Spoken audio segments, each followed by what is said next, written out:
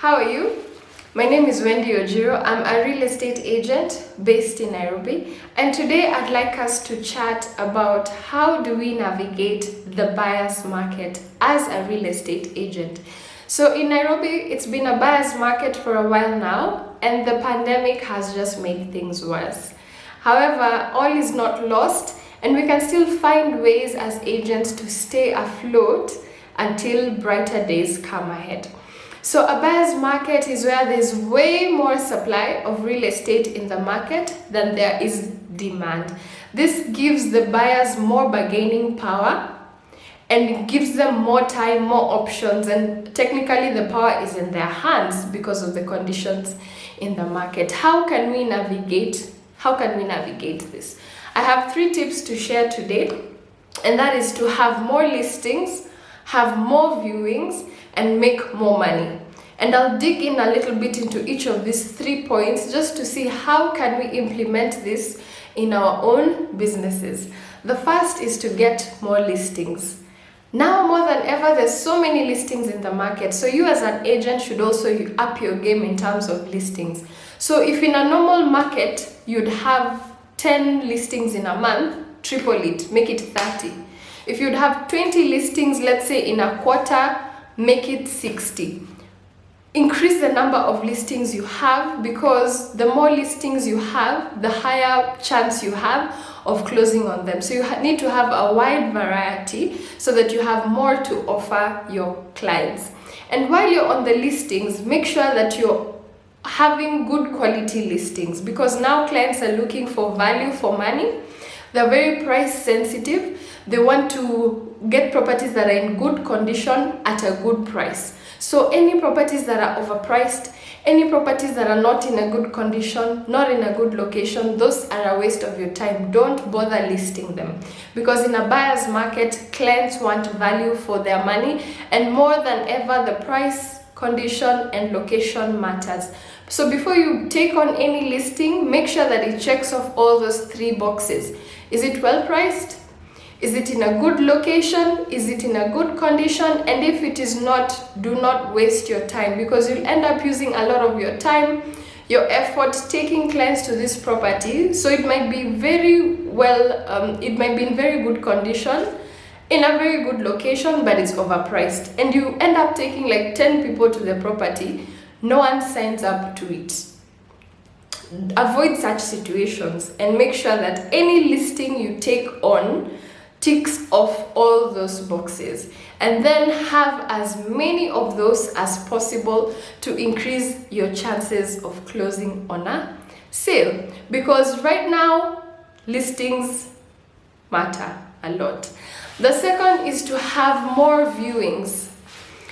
You need to have more viewings because the clients are taking longer to make decisions. So the more viewings you have, the higher your chance of closing. And now they have more options to choose from, and there's no pressure to make a decision, because now we're dealing with a smaller market. The airports have been closed for 2 months. Not as many expatriates available for the properties we have available. So you have to be very conscious and have more viewings. So a property that would take you like 5 viewings and then you get an ideal tenant might end up taking you up to 10 viewings for the very same property. So the conditions are different, and for you to stay afloat is you have to track your viewings. How many viewings am I doing per week? And you have to increase your effort there. Make sure you have your properties in as many platforms, listed in as many platforms as possible. Make sure you have your property shared with as many other agents who would have clients available for your listings as possible.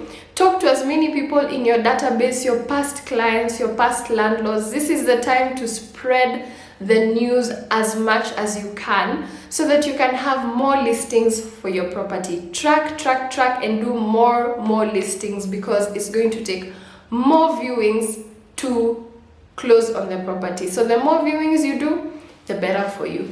Number 3 is to make more money. There are going to be fewer deals in the market, they're going to take longer, and therefore now more than ever you have to make sure you're getting well compensated for your time and for your effort and for your knowledge, your valuable knowledge as a real estate agent.